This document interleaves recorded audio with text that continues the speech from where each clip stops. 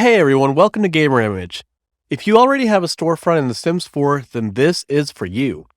There are a couple of mods in this setup that are going to make your life cheesy peasy easy. Let's go.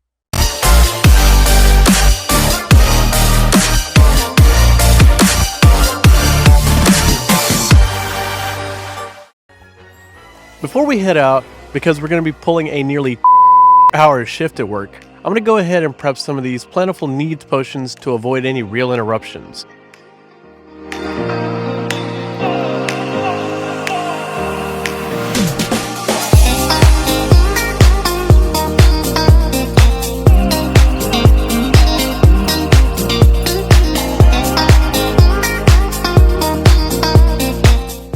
Now, onward to our storefront. Comment below if you're interested in finding out how to start your own store and sell stuff. We're going to be focusing on three main areas for you today in this video. 1. How to get the absolute most people to buy from your store. 2. A mod to help you manage employees more efficiently. And 3. A nice little tweak that if you have a large storefront like this one or larger, you'll want to have at your side. Be sure to like, subscribe, and enable notifications for all of my videos. But hey, only do that if you're interested in gaming videos, Minecraft, The Sims 4, gaming accessories and reviews, and how-tos. Now moving on. So, first before we open our store, you're going to want to make sure that you've purchased as much advertising as possible. TV advertising is usually what works best in the game for longevity. Now we'll go ahead and open the doors for consumers. As you can see, this is a two-part store. There is this side that is very magical / witchy, and the other half that's more of a technical computer palace, I guess you could say. Alright, so let's be honest, this may be your first time seeing the split menu type thing on The Sims. As you can see, there are some pretty interesting combinations in here. Answering questions and cleaning the store, cleaning and restocking items and ringing up customers, and finally, ringing up customers and answering questions. When you have very few employees or simply want them to not just be sitting around playing on their phone while people are dirtying up your shelves, this can be extremely helpful. Stick around until the end and I'll show you how to install this mod. You can watch the mod in action here with my employee Brittany. She's getting this customer just like she would if you had formerly selected Answer Customer Questions in the original gameplay. However, she's also set to cash out customers as well. Now, while you're trying to make bank at your store, you're going to want to do a lot of mingling. As you can see here, I'm trying to get literally as many people as I can under one talking umbrella. I usually start off all these conversations with retail actions and let them drift off to becoming more friendly interactions. This really gets astounding results. If you have multiple people in your household, it would be great to assign your employees to handle checkout, cleaning, and restocking items so that you can get to business schmoozing up customers.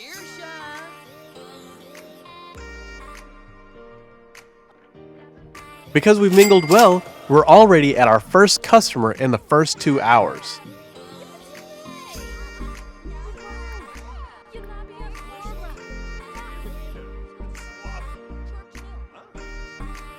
Oh, and we have our second customer right after.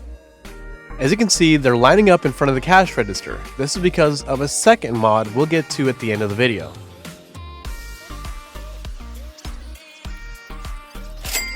With this mod, there is now ring up customer at register options. Don't worry, there's two, but the options are identical in the way they work.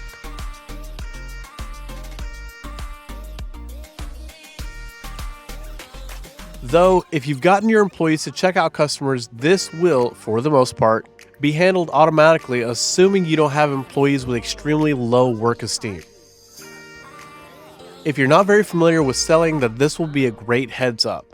Above each of the people's heads that you're interacting with, there's a blue glass meter. This meter represents how likely each one of these customers will be to purchase items from your store. The higher the bar, the more likely they are to buy. However, there's more. Whenever the bar gets high enough, you'll start seeing changes within the retail action section when you click on customers. At first, you'll see the typical 3, answer questions, ask about price range, and discuss shopping preferences.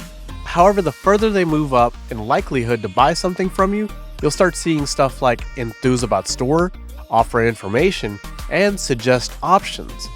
Once they reach a final tier though, you'll see the last two options of endorse products or enthuse about prices. Based on what options you have in your retail interactions, this will let you know when you need to move on to other discussion types based on your specific customers. The more often you perform the lesser seen interactions with your customers, the faster your sales will move. Gathering groups of people under your conversation really helps to move people into buying from your store. If you're a very social butterfly, then you'll be able to easily begin making friends just chatting up whole groups of people all day. A few moments later. So far, we've been in for 4 hours and sold 4 items, roughly an item per hour. 5 hours later. I've never experienced this little behavior in my store before the update, so I'm guessing it's part of the new story mode. But dang, where's this kid's parents? There we go. Shoo, you little. Jeez, he's got to make sure he's done with all of his artwork before he leaves, huh?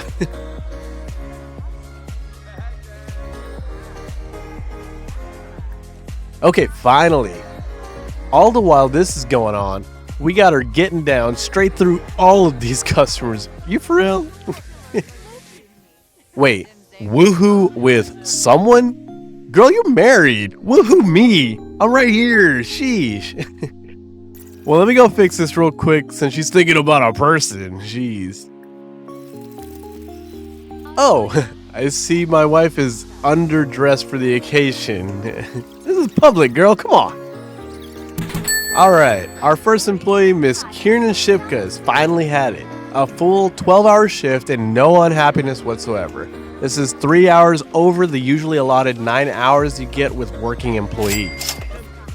And it looks like we're going strong, nearly a sale per hour, and we've made enough to cover 15 grand in expenses and come out with $4,400 over the top. Woo! This means we've made nearly 20 grand in total sales. Apparently, I had a lot of items I had to restock from last time, since usually I would have gotten quite a bit more in the profit margin. This is a really important metric to pay attention to while you're running your store. If you see that your outgoing costs are really high or you're starting to drag your business under, this would be the ideal time to stop restocking items. This is assuming that you can afford that as well if your store isn't running on fumes and you only have like 5 items for sale during this time. So just be sure to be mindful of your day's profits, especially if you're trying to catch up for, say, some home bills or something like that. Also keep in mind that if you go under and you happen to stay under when you close your store, then you're not going to be able to reopen your store until you transfer funds to the store to bring it back positive. Me personally, I'm feeling pretty good about the outgoing costs because this means my employees are paid and that my entire store is probably for the most part fully restocked. Meanwhile, my guy over here is completely broken and won't get out of bed. Done tried all kinds of things to get him out and he's not budging. Yep, my boy's broken. You know what? Ugh! Yank that bed right out from under you. That's what's up. Put that right back there. Sheesh, what a hard sleeper. 3 more customers, making it a customer per hour again. Woohoo! Must have danced yourself tired from earlier, huh? Girl, I can walk circles around you during this job.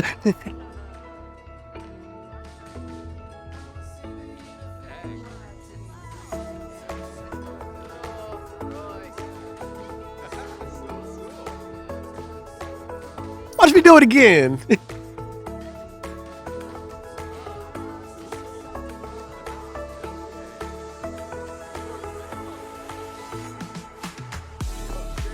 Yeah, that's right. Go away. No, wait. Come back. Take this potion from me. You're too tired to function.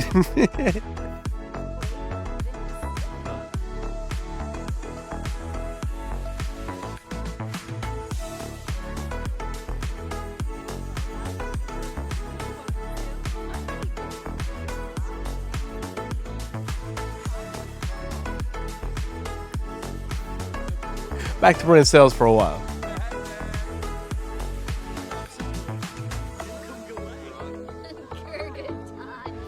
Hey yo, my YouTube channel's growing, making some moolah.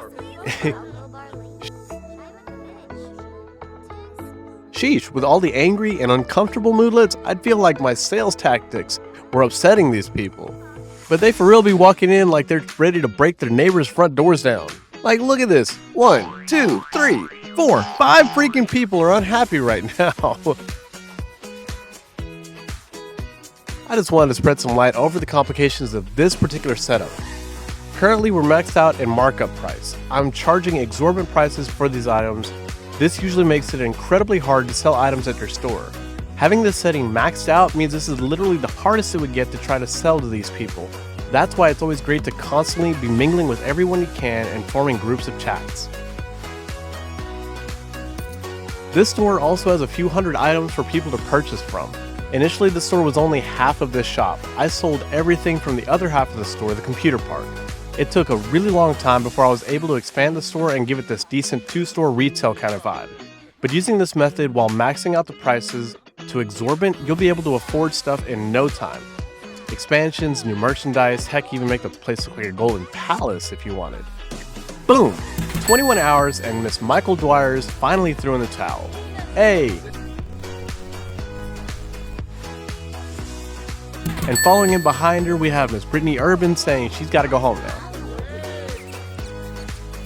Guess I'll go ahead and check out this last customer and call it a day.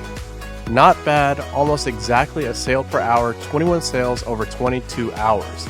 Also racked in over 36 grand in total sales with an 18 grand profit margin. Now, let's get you these mods so that you can enjoy a better sales life with your customers back at your shop. Alright, so this will be the shortest part of the video. Go ahead and open your favorite browser and do a Google search for Sims 4 Employee Multitask Mod.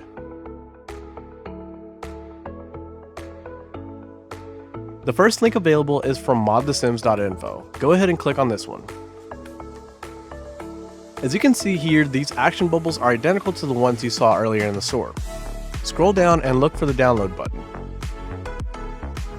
Go ahead and download the first zip file. It contains all the parts of the mod that you saw in action. Alright, there it is. Now, do a Google search for Sims 4 Customers Forum Line mod. Click the first one again from modthesims.info, titled Ring Up Customers at Register.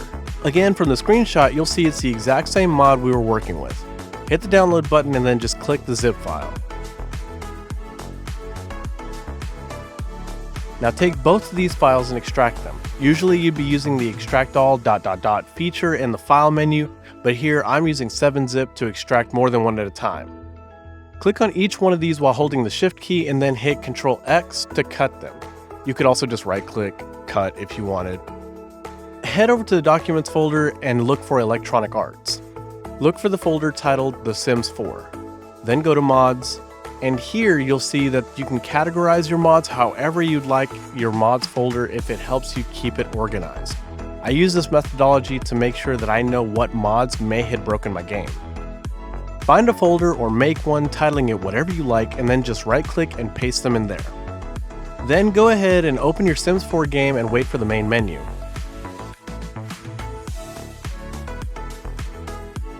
Hit escape or hit the options button on the right, go to game options. Click on the other button on the left hand side, then make sure to enable script mods allowed and then the check mark, and then also enable custom content and mods and then click the OK button. Restart your game and then check the custom content either at the startup or in this little view custom content button to make sure your mods are working. Then you can run your business like a boss. Happy simming, everyone. Then make sure to enable both script mods allowed and then click the markup and then click the check mark. Then make sure to enable both script mods allowed and then check the mark.